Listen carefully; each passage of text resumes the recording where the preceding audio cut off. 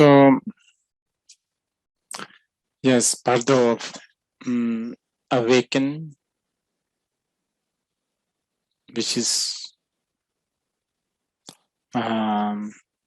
so-called this conscious living.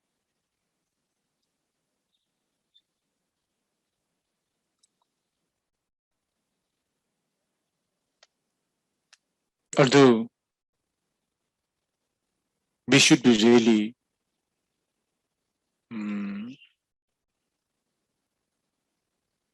we don't have time, but we should be really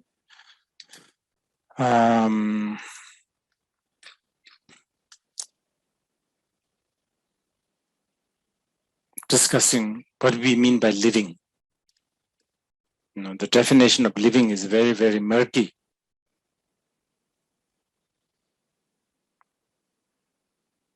Living, and therefore living being. And then it really, really, it's like, then it really opens big subject. The study of living and living being. So when the Mahayana Buddhists say, may all beings, sentient beings, living beings, be happy or be free from suffering, all that. The definition of living is quite important, but maybe it will come up later. But anyway, for now, this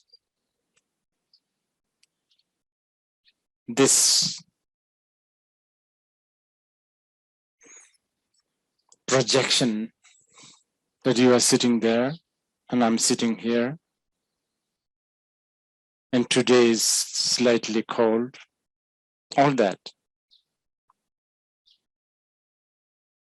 And this is year 2022, all of that. So this is the Bardo of awaken. And we talked about how this perhaps is probably the most important for a yogi. I mean, for an aspiring yogi. Okay, I should really be more specific. For beginners, this is the most important. Because here,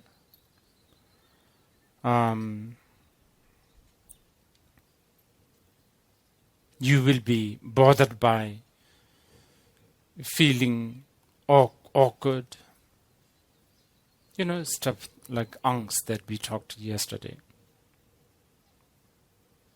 Now, if you are slightly more matured yogi, then, of course, the dream Bardo, very handy, because a lot of things you can do without much risk and free of charge.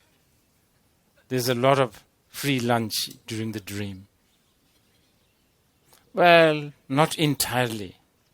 According to the Bodhisattva Yana, even in the dream, you could create karma.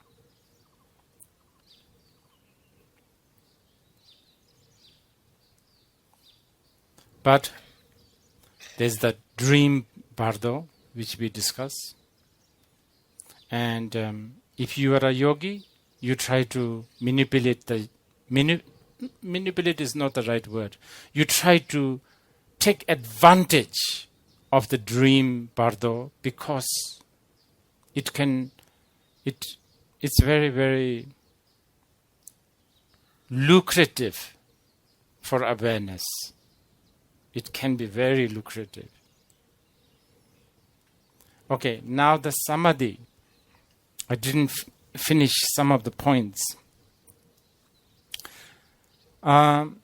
Samadhi is this Samadhi Bardo. When we talk about 6 Bardo, the Bardo of Samadhi, of course, not everybody has. Those who are not doing the Samadhi, of course not. They don't have the Samadhi Bardo. Although there are some argument from some other scholars. Some other scholars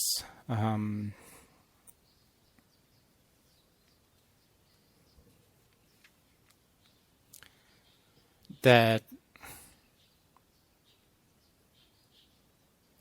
I think it's becoming too technical. Maybe I think for now let's just say the Samadhi Bardo is your choice.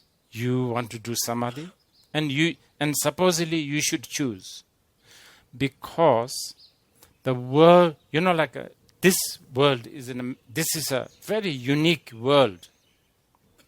It's a very, very unique world, because it's just so interesting, isn't it? I mean, there's things like trees, mountains. This is Bir. And a little bit down there, there's a place called Bejnath. All that is so fantastic. It's such a unique world, the Bardo of Awaken.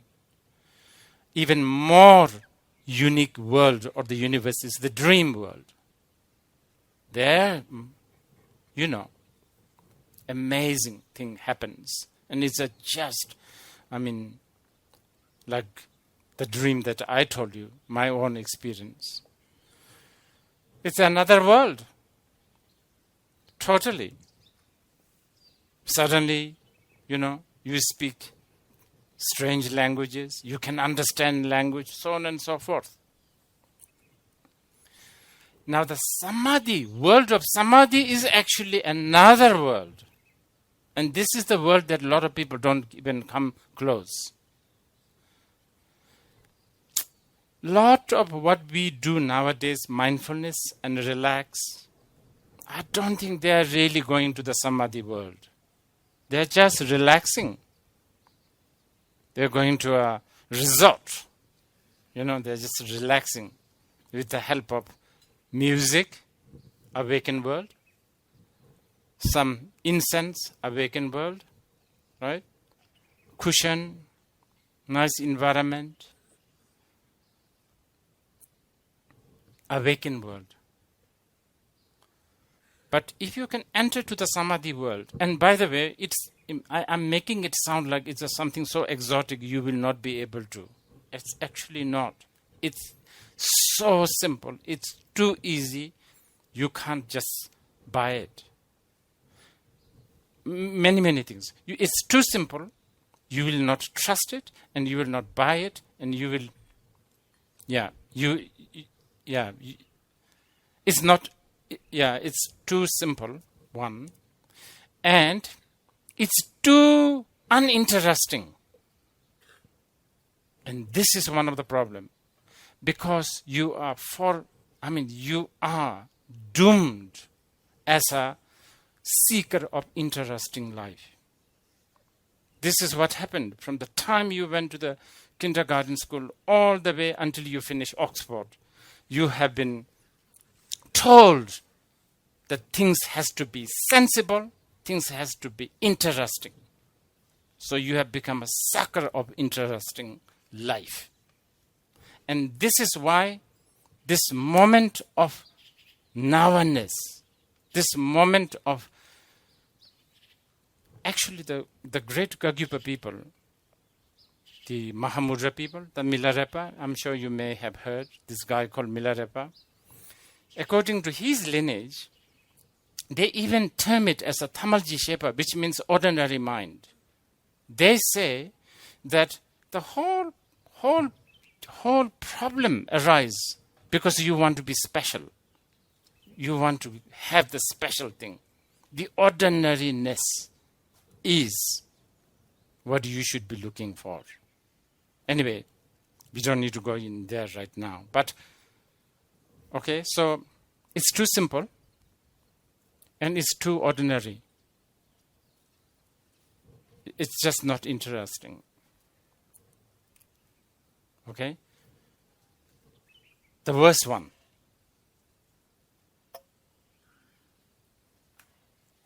It's too scary.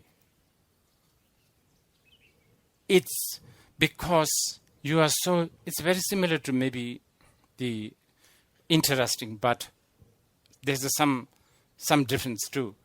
You are so used to comfort zone, and this is very scary. Try yourself to meditate. After 2 minutes, you are looking for a phone because you are so scared, in the form of boredom probably. It begins with a boredom and begins with a bit of alienation, so on and so forth. This is like the ultimate alienation, if you like. But this is good for you, you know. You want to be left alone? This is it. This is the art of being left alone. But who wants to do this? It's too scary.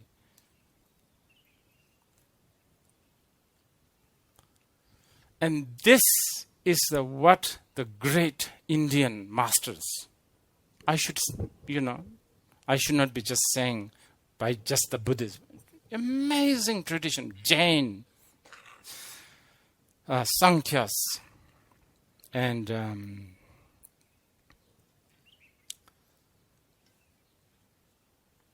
Purva Mimangsas, Nyayas. They have so much instructions on how to appreciate this ordinariness. And this is actually doable. And it's really, it has no, it's like,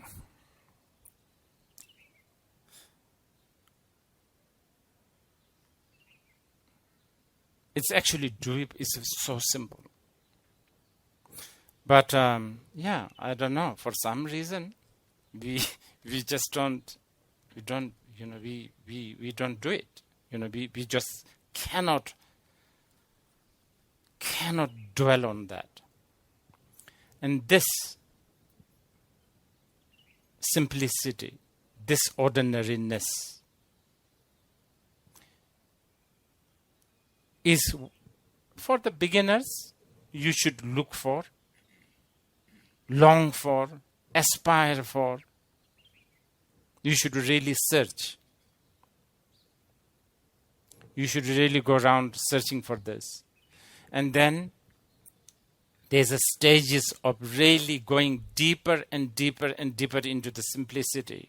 And this is why I confused everyone yesterday.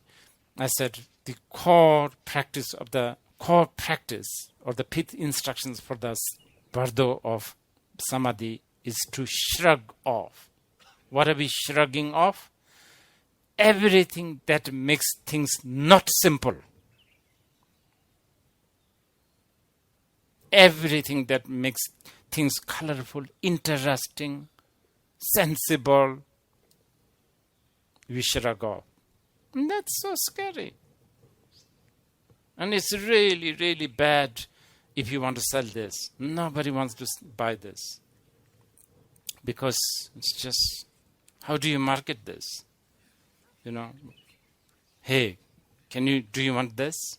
That's totally sort of useless. Something like this. But anyway, if you, even for a split moment, just for the sake of conversation, split moment, not go in the past, not go into the future, and just be aware. I'm looking at this purple flower and just being there, even for a split moment. That moment is this exceptional, incredible world. This world is uncontaminated by references. What an amazing world.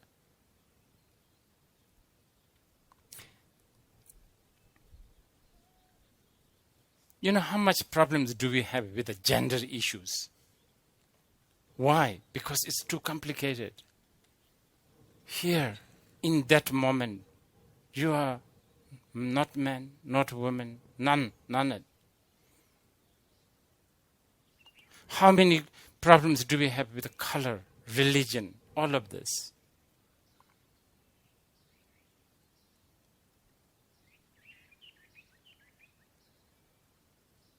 But as I said, it's very scary because you will, and also we are sort of trapped with this system of paying bills and stuff like this. So what to do?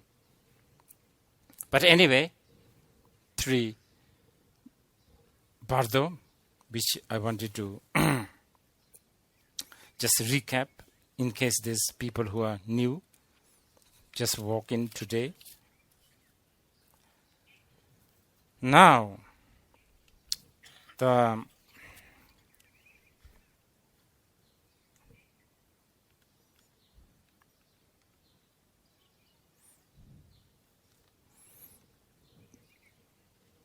some of the term I'm using here, I'm doing it just this time so that we can communicate. So I may be not translating the terms properly. Okay, so Chika Bardo. Bardo of dying now. Now this will take some time.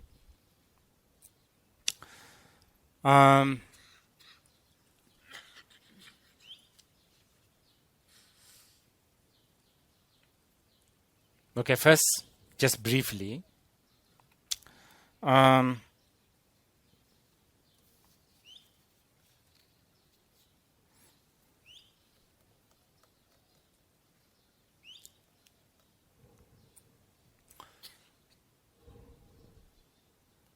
When we so-called enter into this world, we did it with the help of 5 elements. And just like that, as we are exiting this world, is also going to be because of the 5 elements.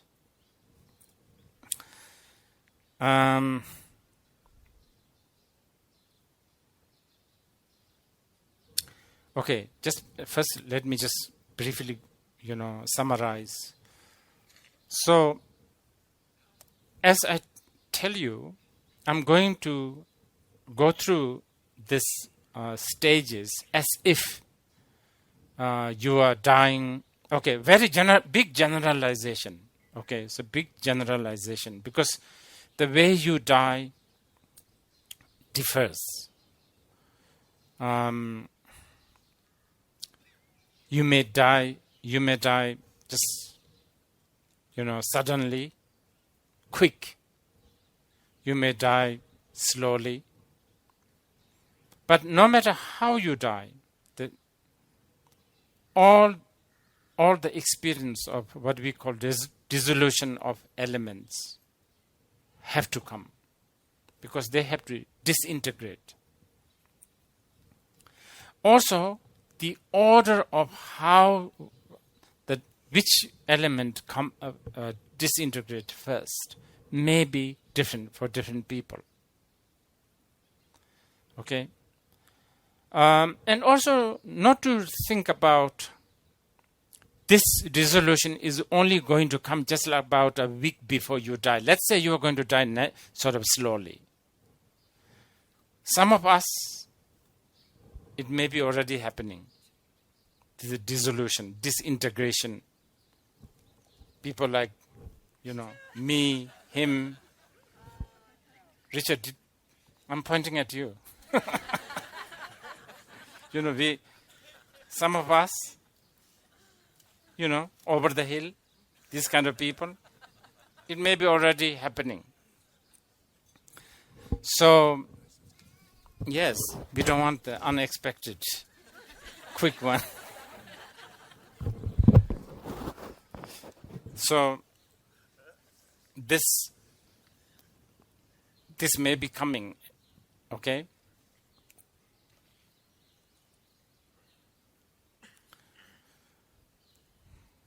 And this is a very big subject. I mean,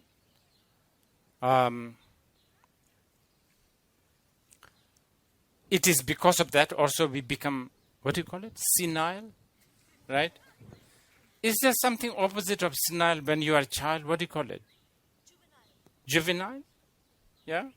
Like something like a kids, also they're you cannot really call it senile, but kids also have a different way of thinking. Not matured anyway. So again, just to give you the picture of how much the elements influence us. Okay, 5 elements. And then of course, the 5 senses.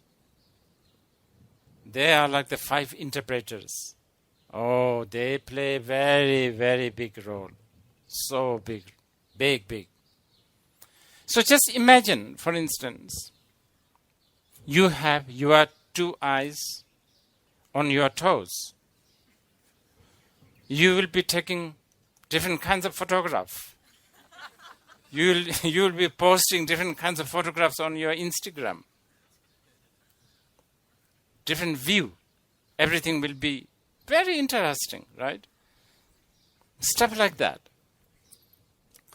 You just see things differently because you have a different position. But during the death, as you are dying and then as you are getting close to the death and after the death, what happens? This eye is not only not on your face, also not on your toes. It's not working. The eye. But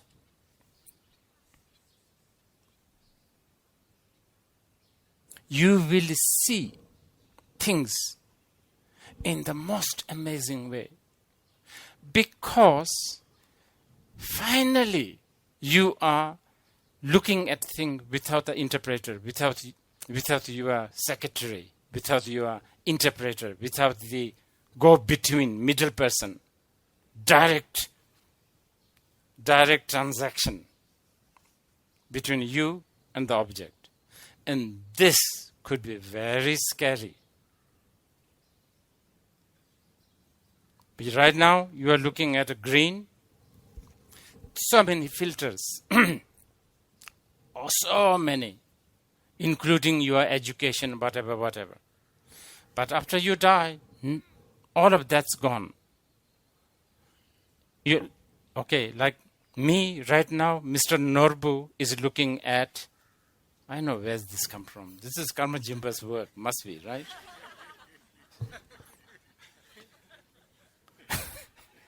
So, I'm looking at this marijuana, right? Is it marijuana? Yeah. And see, this is a good example. Me, Norbu, green, marijuana, Mexico. See, it's all related. Mexico, Vancouver. What do you call them? Those gangsters? No, the Mexican gangsters. What do you think? Cartel, yeah. And then all that. See, Rasta.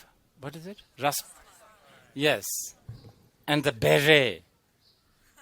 And the dreadlock. See, all this gets lumped together. So this is how I look at the green color. Now, as I die, the sense of Norbu is, I don't know who I am many times. I'm not a male. So that's sort of going or gone. And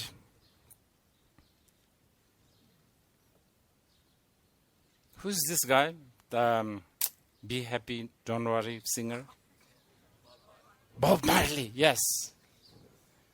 You could be eating with Bob Bob Marley, but you still don't know anything to do with this by then. You understand? And then, actually, it gets even more interesting.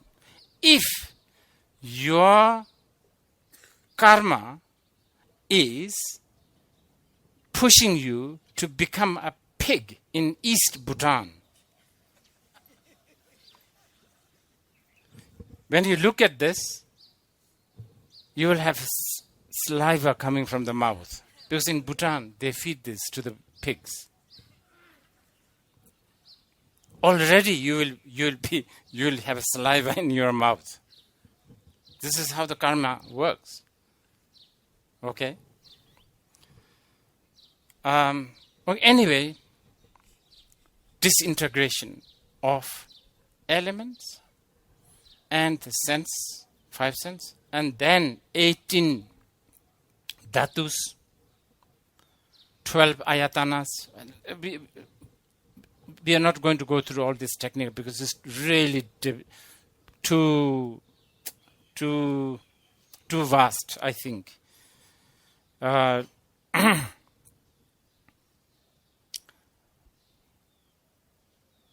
But, okay, so generally, a very big generalization, and this is probably a good generalization, even though it's a generalization. Most probably, the fire element may be dissolving first. Most probably, fire element. So, you will have not much heat in your body. And then earth element dissolves. And then water element dissolves.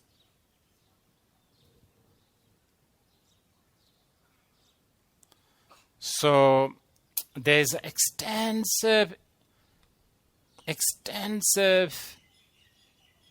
each time, each element when they dissolve, there's extensive teachings by Tsele, Natsok, Rangdrol, and many other Bardo teachings, which I guess you can refer to the text. These are translated, by the way. When each element dissolves, there's a sign, the outer, inner, and secret sign that they are dissolving. For instance, when the earth element dissolves, gravity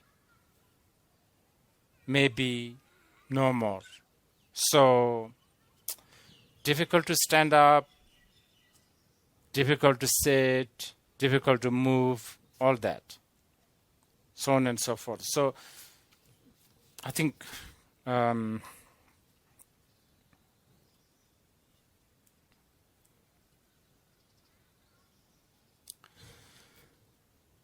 when all these elements are dissolved, then the especially the air elements, the most important, one of the most important out of all these elements is air element. The breathing stop, so on and so forth. That's what we call death, when the breathing stop. Not for a Buddhist, because there's still earth and space element. Still, there's some element remaining. But maybe, I don't know, we'll just go through once first.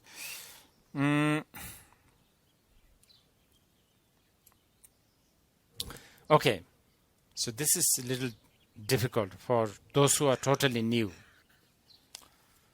In the Tantra, they talk about bindu, drop.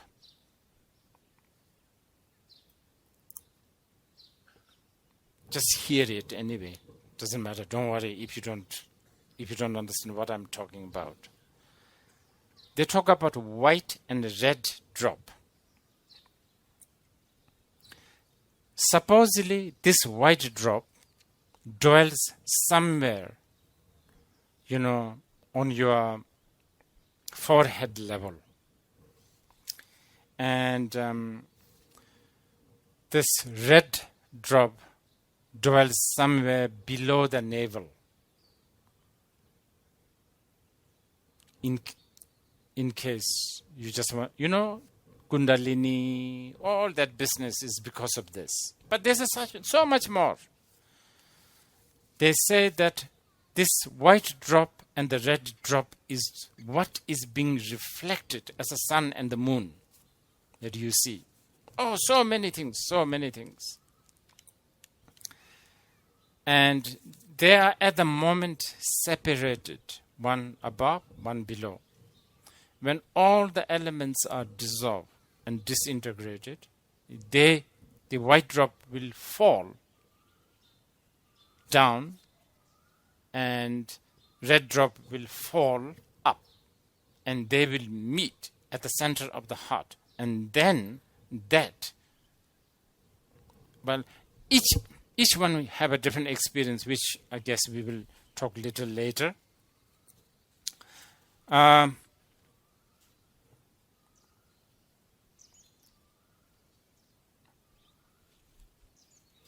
Okay, so all the element, including the element of space,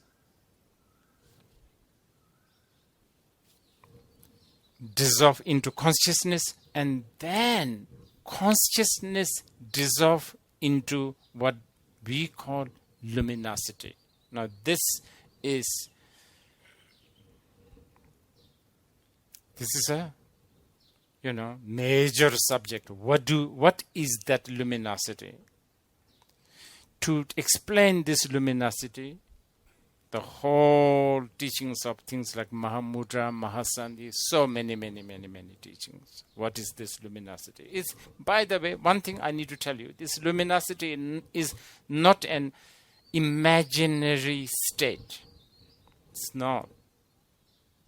It's there all the time, right this very moment, even as we talk. If you and I don't have this luminosity, we have no cognizance. But is this the cognizance we are talking? The cognizance as in, the flower, the marijuana? No. That is already, regurgitated, gross, thick,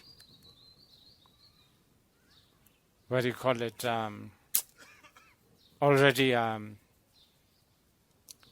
gross level. We are talking about, I don't know, I don't think the word cognizance does the justice. I guess in Sanskrit, vidya, it has a self of cognizance. I mean, it has that. See, this is important. This is not like a blank, empty. But it doesn't also have a color, shape, no substance. It's not a annihilation of blankness because it has the cognizance. Okay? Now let me just go through once. So, what happens? This referencelessness is the biggest, is the most scary thing for the most ordinary people.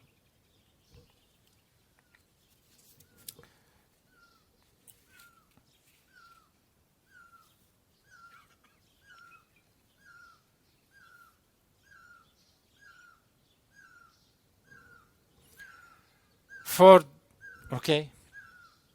the yogis, because they have already been training during the dream yoga and during the samadhi, relating with this, this cognizance.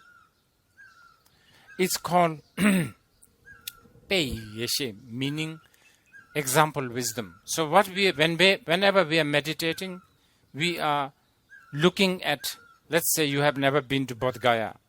You are looking at the picture of the Bodh Gaya. and then read the map of how to go to Bodh Gaya. And then hear from other people who have been to Bodh Gaya. All description. This is what is called, hearing, contemplation, and meditation. So when you meditate, basically you are looking at the Bodh Gaya picture, I guess. Now, this yogi dies. And therefore the yogi, remember I was telling you, for the aspiring practitioner, this awakened Bardo is a very important for us, for the beginners, remember?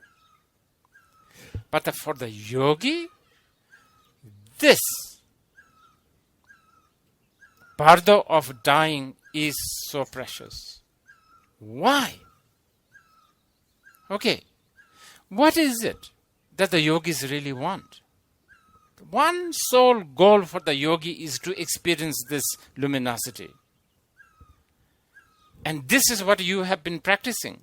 Finally, not because you are such a great practitioner, but just because all your elements are disintegrating. So there is a free chance. Your nature is forcing you to this that you always want to see. Plus your own practice. You have your own practice, right? And your elements are helping you by disintegrating. So for us, we are so scared of the death. For the experienced yogi, okay, this is it. I'm getting close. Let's be careful. This is it. I should not lose my chance. So they are not scared.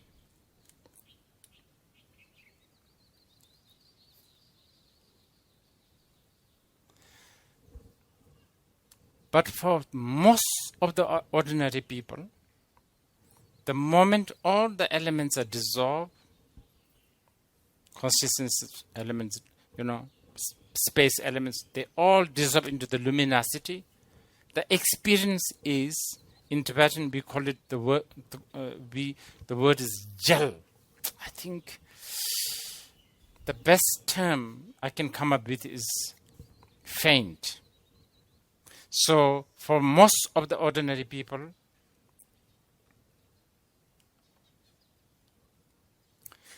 faint like a stone, like total,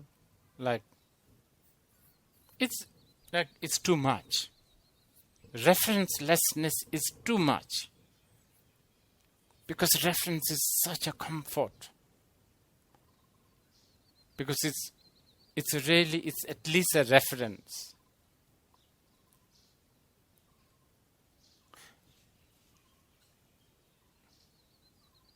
People who have a low self-esteem, they think they are so bad,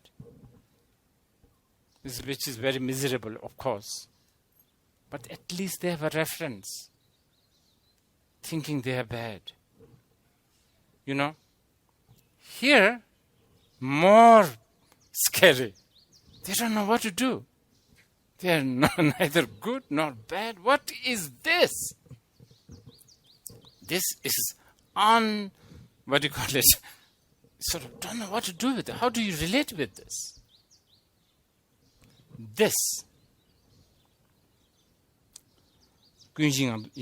So this experience of being faint, or coma is maybe not the right word. Maybe, I don't know.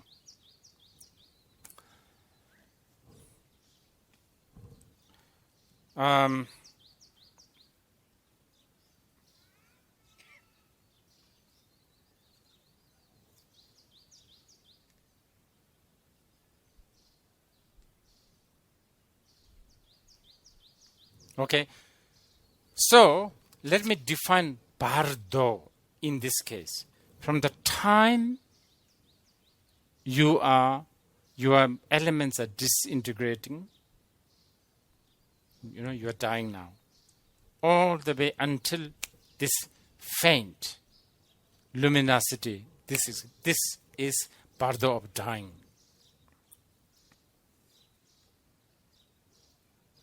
Totally different universe, totally different world. And their description is just so many. If you read like Bardo Todol,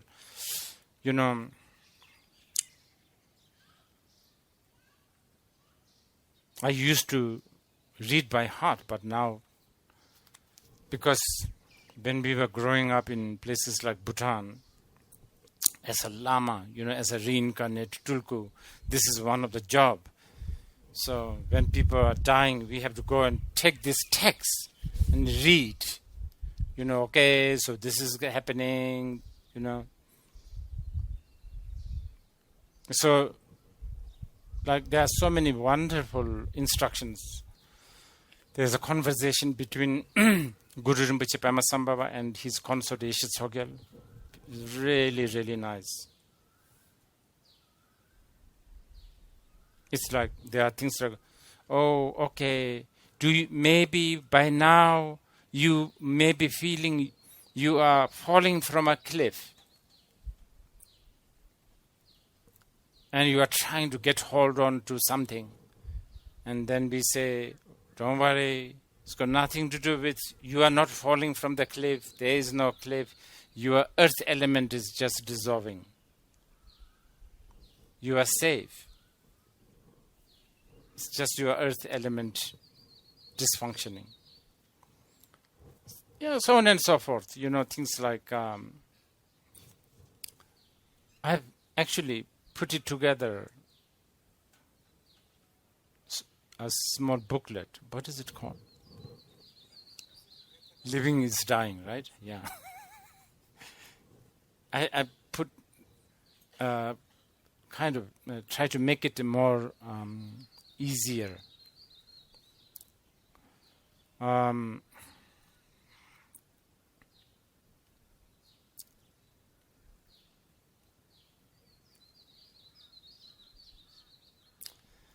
I don't know. There's just so much. Okay.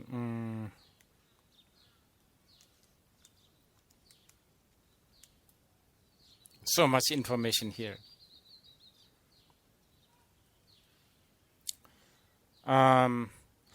Because death is something to do with the disintegration and the dysfunctioning of your elements. Therefore, it's also there's also a gradual disintegration of chakras. And each one, chakras, there's supposedly 5 or 4 chakras. Chakras, for those who are very new, best I could describe is like a confluence of your nadi vein, maybe. Your channels. So, supposedly, there are 5 confluence of these channels, and each of these channel has so many function, and they also have how do we begin this? This is so big. According to the Tantra,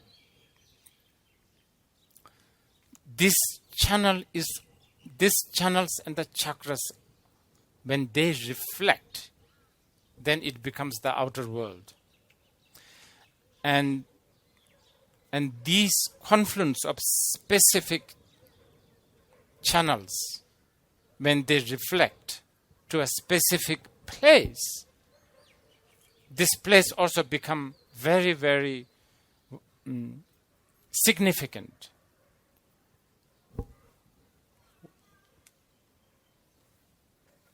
One is Kangra, by the way. Well, Kangra, very important one. And Jawlaji,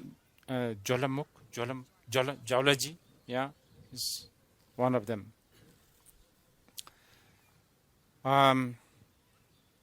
Many, many places. One is Kamakia in Guwahati. Have you ever been? It's so good. It's one of the best. So, I don't know, I don't think the modern people will really understand this. I mean, for a long time, I even don't talk about this in a gathering with a lot of modern people. But right now, I'm kind of little bit inspired by Mr. Marquez, Gabriela. 100 Years of Solitude. Have you read? Fantastic. And I don't know whether Rowan, if he's listening, I have to say, I talked to a English who gave me a pointing out instructions of 100 Years of Solitude. And it really helped me. He said, the colonial people have labeled this kind of book as magical realism. And it's a sort of a very magical realism. It's not real, it's sort of magical. It's a very colonial word. And this really helped me. Because, there are just amazing worlds. It doesn't have to be always a certain way, But here you need to be really open-minded, I guess. So I was talking about reflection of your channel as a place. Oh, by the way, Kulu is one of them. Kulu. So we are actually surrounded by three important places, I guess. One of my favorite is Kamakia in Guwahati. Such a good place. Long time ago I went there. As I was going there was all these girls, heavy makeup, lined up. And they were all like, me, like lining up. I was already briefed who they are. So depending on your budget, you can bring one all the way to 64. The highest is the 64 ladies. You bring them to the main shrine. You offer them food, offer them gifts, wash their feet, and if possible, wash your head with this washing feet water. Drink. This is what you are supposed to do. When I went there, I think there was, I don't know how to even put the word hired. Not really hired, right? You can't really say that. I managed to, grab. There was a lot of other people who wants this. So 20, I think. I was very happy. Yeah. And this is their job, So I did all of that. They gave me the blessing and they're immediately rushing to the next, not customer, I should say devotee. What do you think? Such an amazing stuff. Anyway, Kamakia. There's so many places. And it does not always have to be, this is the thing. It doesn't have to be just India. It can be anywhere. It can be somewhere in New York, somewhere in the Bronx, a 7-Eleven, run-down 7-Eleven, it can be that. When the channel, the confluence of the channel meets with the right cause and condition, you go to the Bronx, you go to Harlem, I don't know, wherever you enter this very dingy 7-Eleven, you see all this, I don't know, the American hot dog, whatever, And it can really do something to you. It can shift you. Forever.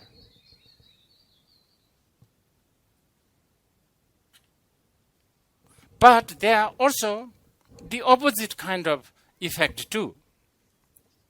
There are some places where the channel confluence could reflect negative energy.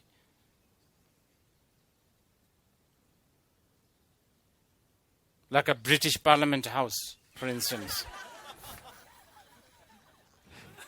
Just teasing him a bit. It's really like, oh goodness, like you feel. It can inspire you. It must have happened to you. It has to happen. Even inside, within one area, like a Khan market, there has to be one spot that actually Carlos Castaneda, he talks about this a little bit. I have a feeling he got this somewhere in this, or maybe the native Indians, they believe in this spot where you sit. Anyway, I'm talking too much about these channels, but the channels are important. So anyway, these channels and chakras, the confluence, they disintegrate. So when they disintegrate, psychologically, mentally, also things change. Yeah, sorry. This is a really difficult one. This is, and the next one is also difficult. So we take a short break, and then I will let you ask some questions. Probably then I would know whether we are even communicating here.